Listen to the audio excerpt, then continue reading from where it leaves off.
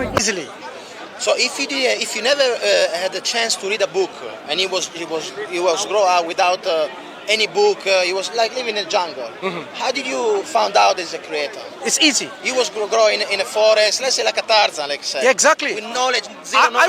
I was going to actually even mention that point, but you did it because you are a critical-minded person. Precisely. If people grow up in an Amazonian jungle or a forest, because I grew up in Italy, I'm going to, and I didn't get a different culture. But your question, I eating pasta, I eating pizza, is a I don't very, eat rice or anything else because the area is not this kind of knowledge. The question that you asked is a very important and intelligent one. In fact, we use this question and a scenario for people to reflect on. What we say is this. Even if you were brought up, say 5,000 years ago in a Brazilian jungle or an Amazonian jungle, where there's no Christianity, there is no Islam through Prophet Muhammad sallallahu alaihi wasallam and so on, right? There is no Hindus there, there is no Jewish people there.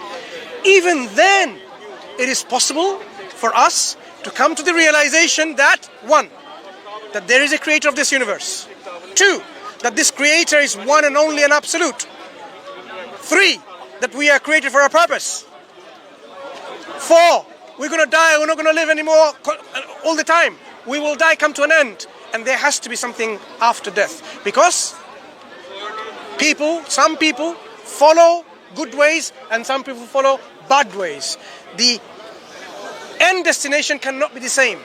Justice demands that there has to be a day of reckoning.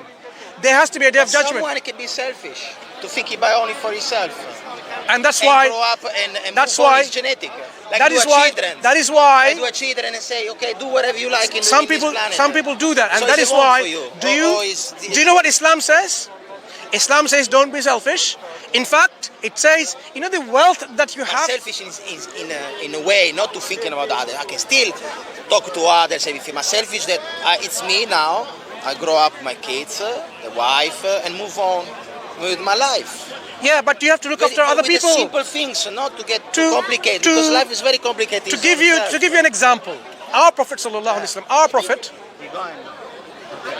our Prophet said, you know, you are not even a believer that you go yourself fully fed, and your neighbor starves to death in hunger. You're not even a believer. A believer has to make sure his neighbors don't die of starvation. Doesn't matter who your neighbor is. An atheist neighbor or a Christian neighbor or a Jewish neighbor, a Hindu neighbor, doesn't matter. It doesn't have to be a Muslim neighbor. Your neighbor is your neighbor. Our wealth that I was going to explain to you about, that we earn maybe thousands of pounds or millions of pounds, whoever you are, how rich you are. No, it doesn't mean money. Our wealth is not all of our wealth. In Islam, the poor people and the needy have a right on our wealth. Right. I have to give 2.5% of my surplus wealth to the poor because it's theirs, belongs to them.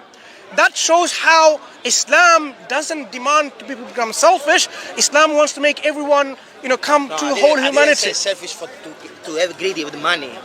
Money, wealth, in society. To the social buildings like churches or mosques or. No, I'm saying throughout. Why? You have to look after. You have to look after everyone. By the way, if anyone's recording and we have children being recorded, can you blur it out, please? Yeah. This is for all the cameramen. If the children are in the camera, please blur it out afterwards, before you publish. So if you're doing live, stop doing live, because we have children here being in the camera. Is that right? Is that okay? Yes. Yeah, fine. So what we are saying is, as we have spoken about the creator, even in an Amazonian jungle, we can come to the conclusion that there's a creator. And this creator is one and only and absolute. We can come. Your question earlier on, as you said. To discover, of course. No. When you say come to the conclusion, when you go to the city, you want to discover the city. It's okay. You can't think about the same road. We can conclude by reasoning. Excuse me, brothers. Leave her alone. What we're saying is, your question that you said about what about the creator who was created by a creator and so on. That is exactly. There's no need to answer them. Fine. So ultimately, we need to sit at the table and have an ultimately, we will come to the realization that there is one creator who is absolute, independent, one, and unique. not someone who is born, not someone who produces children, and not someone who is like us. Do you know what I described? Chapter 112 of the Quran, the book that God gave to his final messenger. This is what it says. I'll tell you in Arabic and tell you the translation. In fact, I've told you already. Bismillahirrahmanirrahim. Bismillahirrahmanirrahim. Qul huwa Allahu ahad. Say, God, He is one, only and unique. Allahu samad. He is absolute, eternal, independent. Lam yalid wa lam yulad. He is not born and He doesn't produce offspring and children. Walam yakul lahu kufuwan ahad. And there is none like unto Him whatsoever in any way comparison. Any way you want to compare, there's nothing like unto God. That is what we talk about the Creator. This, please. Can you leave her alone, please? Yeah. So that's what we're talking about. We are saying the concept of God or our Creator, the Quran provides, your heart and your mind will be happy with it, content and satisfied with it. And this is what Prophet Muhammad sallallahu alaihi wasallam, who came 1,400 years ago, 1,400 years. No. Being the last of the messengers on the prophets. Okay. There were many other prophets and messengers who were sent to all nations in the past. But people corrupted the message. So he was sent as the final messenger with the finality of the message of Islam, meaning pure submission to God, our Creator. So that is the Quran. So I invite you to read about his life, his mission, his message, and read the Quran. And when you read the Quran, you will see how it engages with you, telling you about your purpose in life. I'm happy like I am. That's the problem. And I don't need nothing at all. Because if I'm like that today, because I'm not reading stuff. What happens when we die? That's the problem. Where do we go after we die? The day is going to come for everyone. Don't choose even your death. After that what happens? Some people say, I'm going to do this before I die, and maybe I'm going to go in a different dimension. Marvelous. Imagine, I just want you to imagine, if we are created for a particular purpose, remember what we said, we must have a specific purpose, and we did not fulfill that. It's like this.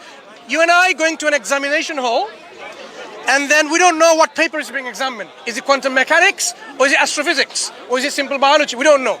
And then we will fail the exams. And what is the consequence of fail the exams?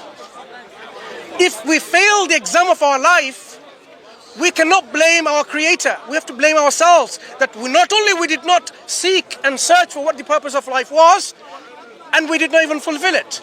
So in the hereafter, which is a reality, this life is not the only life. If I wasn't open-minded, then we'll be at a loss. I wasn't here to talk to you. That's the things. Because I'm You are open-minded.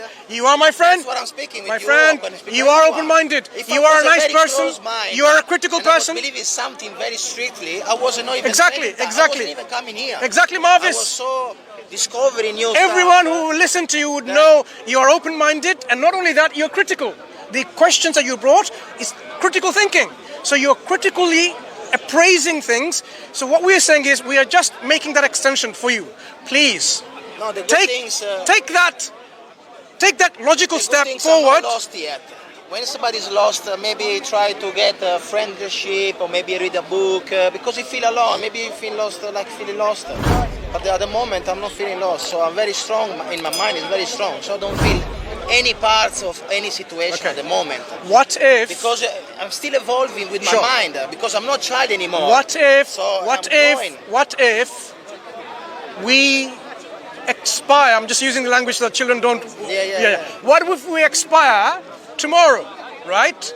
Then we would not have fulfilled our purpose because we haven't even found out, right? According to you, we would not have found out our purpose. That means we would have failed in the objective of our purpose. That means in the hereafter... It's not a race. It's not about race. It's not a race to get older. It's the way how to live every single day. But do you not consider it is wiser and more responsible to find out the true purpose? More trouble you get about in the your purpose. life. About the Sometimes purpose. it's better be stupid and you have a normal life than ever be wise and thinking about lots of things in once. Do you really feel that you want to gamble your life? More people intelligent they are, more difficult they are to fall asleep. Can you believe? Because you got so many things coming in your brain and they can't even sleep. That's the scientist things they say. I'm not taking seriously that, but you know, some people they got difficulty. Some people they can sleep straight away. Like when you close the eyes, people they can switch it off. Just imagine when you know that you need to fly somewhere else, or you go a nice meeting or whatever, you got difficulties. Your brain is active, so you know that it's something that you want to do.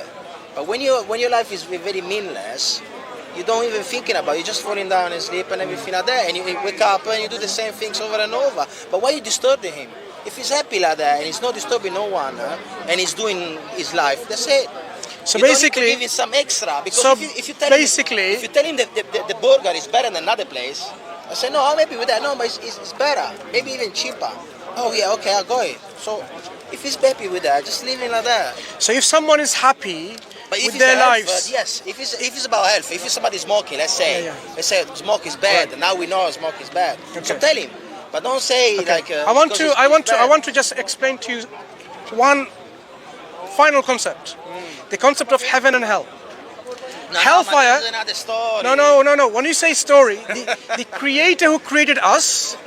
But Created us. What is hell as well? I'm explaining. Is it ground floor? I'm explaining. Is it up? Is it I'm another explaining. planet? Is it Mars? I'm You explaining. don't want to be there. I promise. No. Now, the Already going Creator, to PlayStation. Already going the there. Creator who created us, created it without free will, and inevitably, some people will not exercise their free will accordingly and appropriately. They will be arrogant. I'm gonna fight. They will. Fight for my right. They will Even not. there. They will not fulfill their objective of their life, and because of the justice of our Creator, they will end up in this hellfire, which is eternal torment, punishment, and suffering. Now, no one This is very should scary, go man. there. It's very No scary. one would like to go there, and we don't want anyone to go there. We cannot gamble our life and take that risk Yeah, of but going even to a cold hellfire. place, is very scary. Please. Even cold is very scary. Yes, I know. What like I'm saying in a is, nice, how can you feel happy? minus 50. I want to see how you Think about this. How can you feel happy knowing that you don't know when we're going to expire? That means we don't know whether fulfilling our purpose of our life is, and gambling and risking our life in the hereafter, that we might end up in this nasty place, the hellfire of torment and suffering. Do you really feel happy to make that gamble? If you have a chance to, look, in Islam we don't gamble at all, full stop. There is no gambling, right? So, but if you Wait, I want to make one example. We don't gamble, but I'm going to give you a scenario for gambling, right? Imagine in a gambling, the probability of you winning is 1 in a billion, trillion chance, right? You've got all of this chance of getting it, no win, loss, only one chance to write.